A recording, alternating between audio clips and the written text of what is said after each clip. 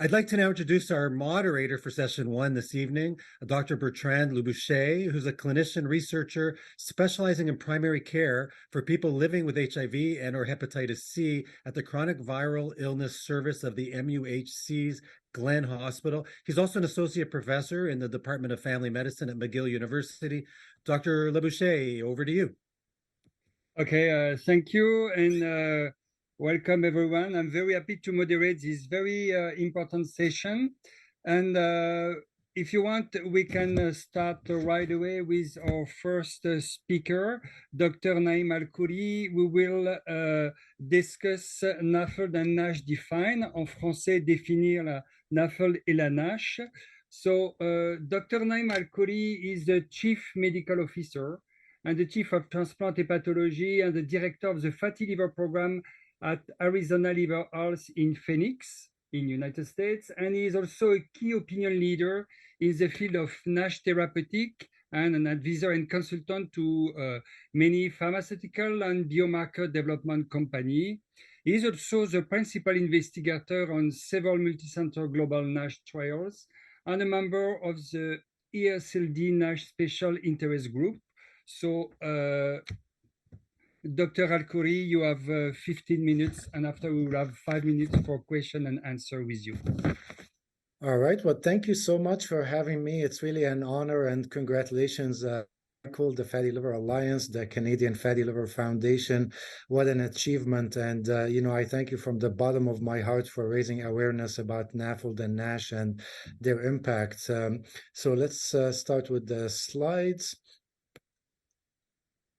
So my task is to just define the disease for you guys, and let me see, I'm not seeing the slides here. I see them as one of the attendees. Do I need to?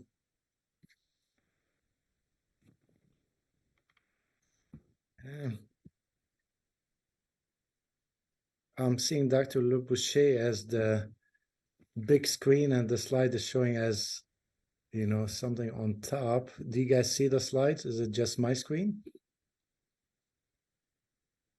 Okay. Here we go. Okay, sorry about this. Always technical difficulties. My apologies. So my objectives for tonight is first to discuss the definition of non-alcoholic fatty liver disease and the spectrum, and really introduce you to the concept of NASH and the different stages of fibrosis and high-risk subjects that we need to identify if we want to change the natural course of this disease. And second, I want to describe the prevalence of the disease, the burden, especially in populations like adolescents and young adults. So when we say fatty liver disease, that's defined as having 5% or more fat in the hepatocytes, okay? So 5% steatosis. And we divide it into alcohol-associated liver disease and non-alcoholic. Next slide. So how do we know if someone is actually drinking too much alcohol? Well, we can actually quantify this in our clinics by calculating the dose of daily alcohol consumption. And this is based on what we call a standard alcoholic drink that has about 10 grams of alcohol. So a standard alcoholic drink is 1 glass of beer, 12 ounces, 1 glass of wine, 5 ounces, or a shot of hard liquor like vodka or scotch, and this is about 1.5 ounces. So this is one drink.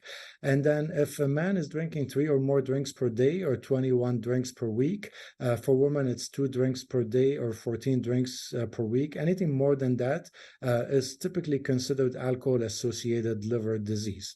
And if they drink less than that and they have risk factors for NAFLD like metabolic syndrome, they have obesity, insulin resistance, dyslipidemia like high triglycerides, low HDL cholesterol, hypertension, without excessive alcohol consumption, this is what we call non-alcoholic fatty liver disease. Next slide. And NAFLD is, as I said, the hepatic manifestation of the metabolic syndrome. So when you look at patients with NAFLD, about 80% have obesity, about 45% have type 2 diabetes. Dyslipidemia and hypertension are present in about 2/3 of patients. And then if you look at the definition of metabolic syndrome, meeting 3 out of the 5 criteria, about 70% will meet that in our NAFLD population. Next slide.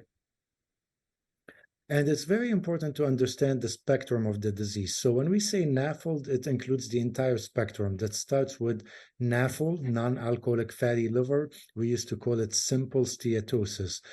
These patients have fat droplets within the hepatocytes, but there is no liver inflammation, no liver cell injury, and typically there is no fibrosis. So this is what we call NAFL.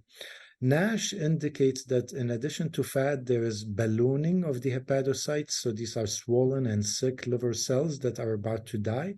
And there is also inflammatory infiltrate or liver inflammation. So NASH is 3 components: steatosis, ballooning, inflammation.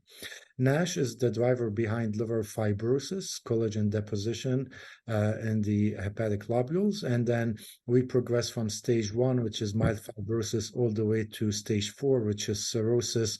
This is when you start seeing these fibrotic nodules in the liver. Next slide. So in terms of determining disease severity, we look at disease activity, and this is again looking at steatosis. So what you see here, the first pathology slide I'm showing is normal hepatocytes. So these are healthy liver cells. They're pink. There are no lipid droplets. And then you see the appearance of steatosis. These are the triglyceride droplets within the hepatocytes. You see an inflammatory infiltrate, and then you see some ballooned hepatocytes also. So we actually have something called the NAFLD activity score, or NAS, where we grade steatosis from 1 to 3, inflammation from 1 to 3, and ballooning from 1 to 2. And then we add the sum of these 3 components, and we derive a score that ranges from basically 0 all the way to 8. This is the NAFLD activity score, and this is detecting disease activity. By that, we mean inflammation and ballooning. Next slide. And then we have 4 stages of fibrosis. This is very important to know that, disease activity is separate from the stage of fibrosis. So in terms of fibrosis stages, stage 1 is the presence of either periportal, around the portal tracts, or perisinusoidal, which is around the liver cells. So if you have one or the other, we call it stage 1 fibrosis. And then you have stage 2 fibrosis, which means that you have both. You have fibrosis around the portal tracts and fibrosis around the liver cells. So this is periportal and perisinusoidal. And then stage 3 is what we call bridging fibrosis. This is when you start seeing what we call septations. So you see, the septae extending between different portal triads. And finally, stage 4 is cirrhosis, and this is when you see the nodules.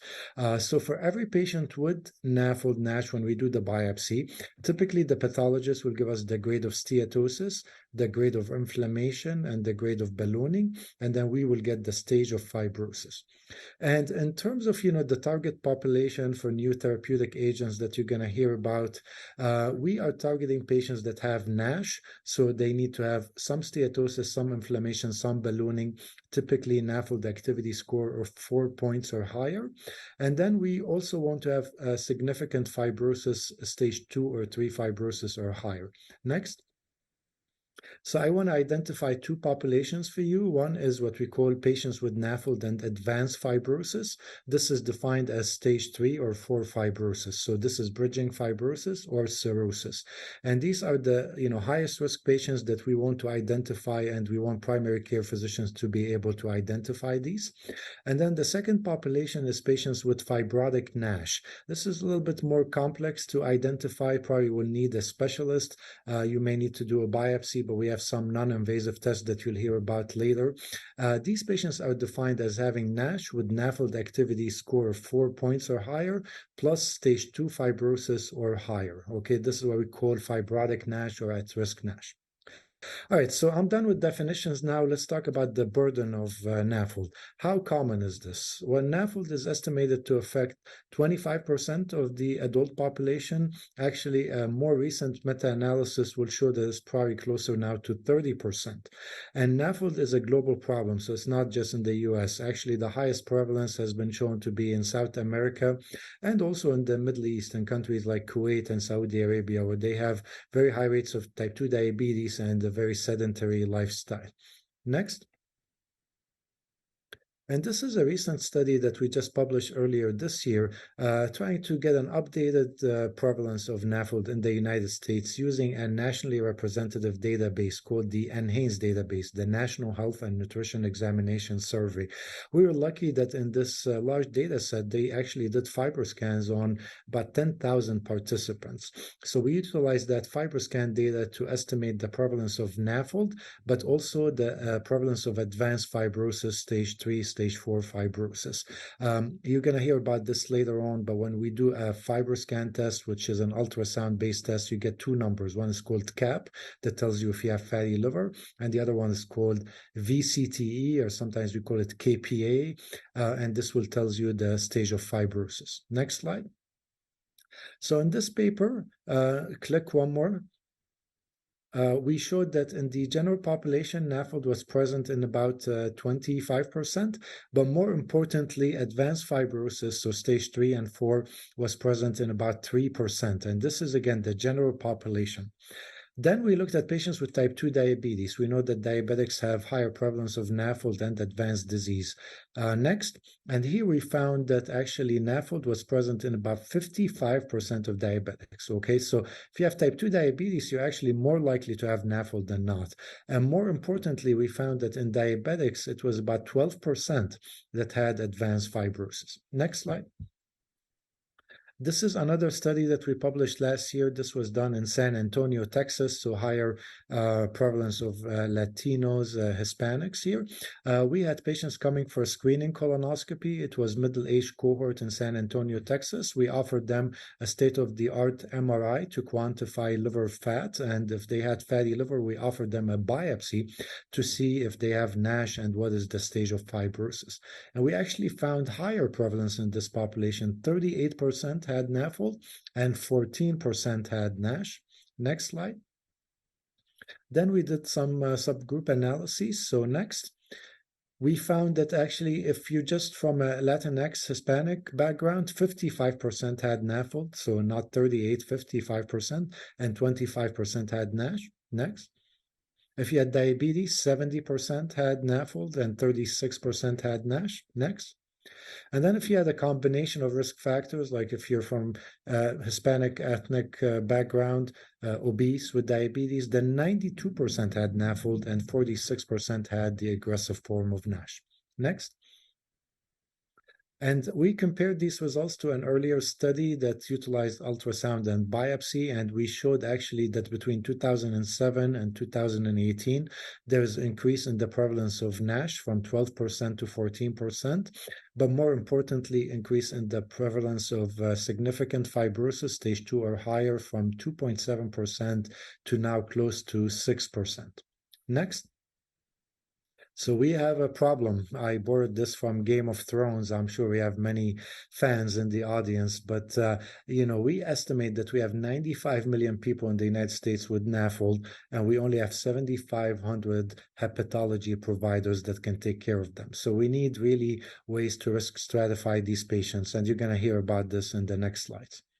All right. In the last few slides, I just want to leave you with the disease burden in younger adults and even in children and the potential consequences of NAFLD. So this is from a study we published back in 2016, looking at the prevalence of NAFLD in young adults, younger than 35. Okay, so this is concerning because this disease is starting earlier and earlier. And we just used liver enzymes to identify the presence of suspected NAFLD. But what we showed is that if you compare data from the 1980s and then data from 2010, that there was definitely a sharp increase in the prevalence of NAFLD, even in young adults. And young adults now in the US, about 25% have evidence of NAFLD, okay? So this is not an elderly disease. It's not a disease of only patients with type 2 diabetes. We are seeing it even in young adults. Next slide. We even have children affected by this. This is a patient I used to take care of back when I was at the Cleveland Clinic in Ohio. You can see all the snow in the background. This is in February in Cleveland, but she was 14 years old and she had NASH complicated by cirrhosis. If we can go back one slide. And she had, several complications, including diabetes, metabolic syndrome, obstructive sleep apnea. If you looked at her medication list, you would think you're looking at a 60-year-old. And she was actually featured in a story for Time magazine.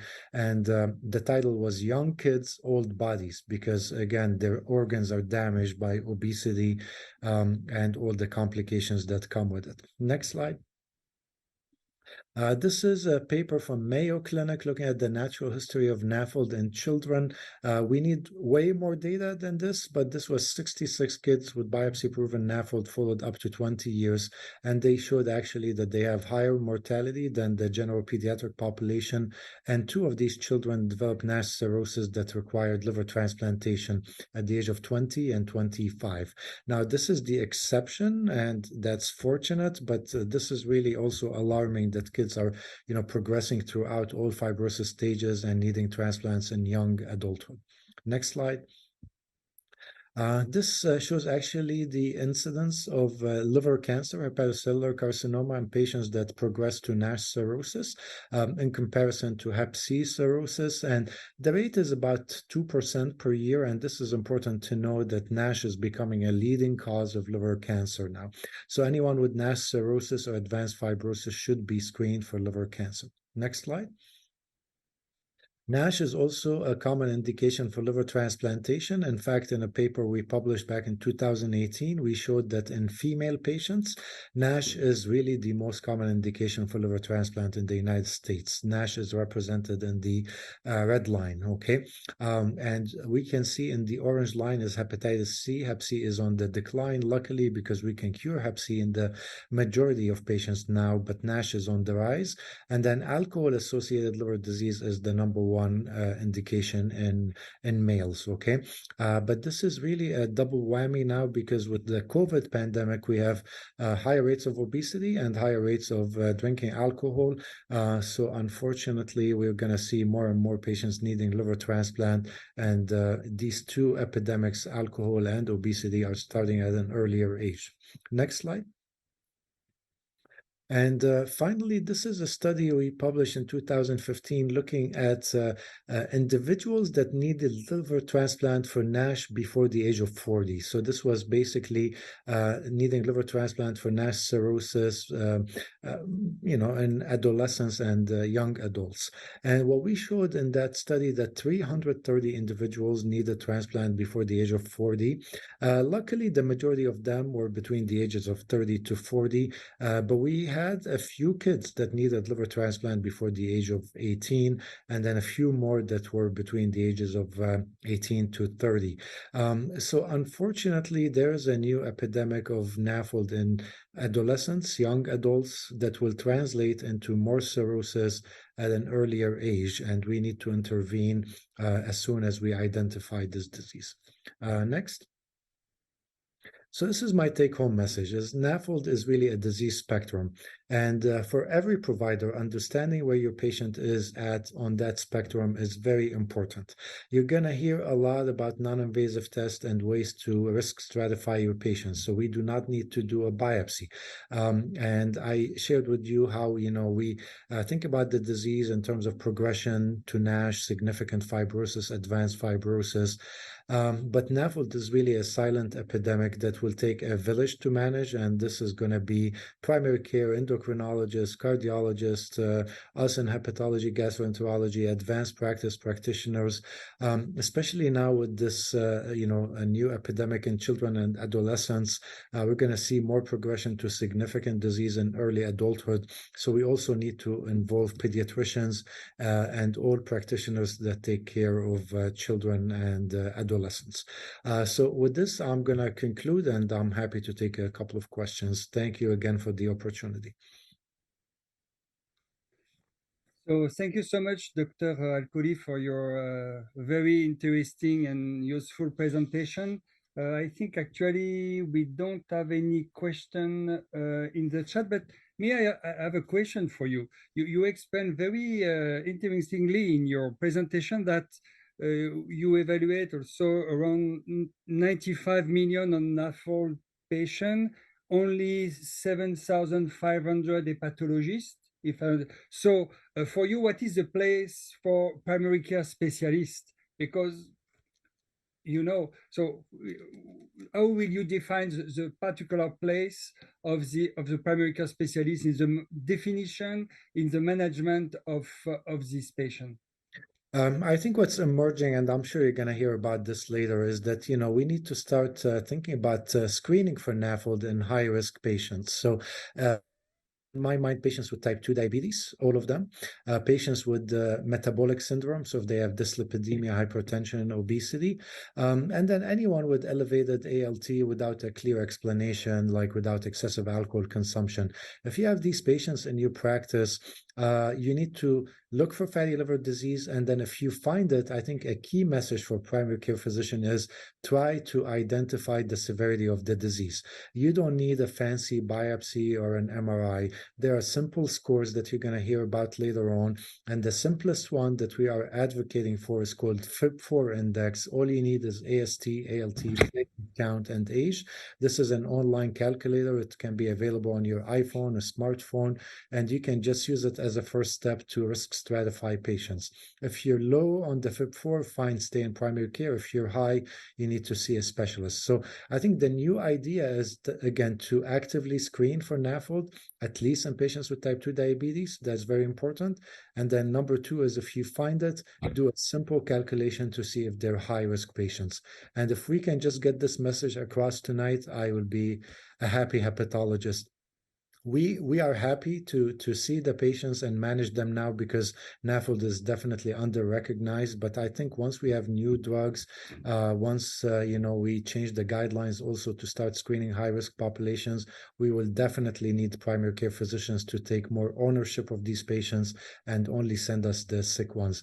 But at the end of the day, this is their disease, and we're just here to help. So when you say what's the role of primary care, I think they play the most important role. So we're on the sidelines. They are the real team that will really make a dent, and our job is to just steer them in the right direction and help them manage these patients. But I think they play the most important role.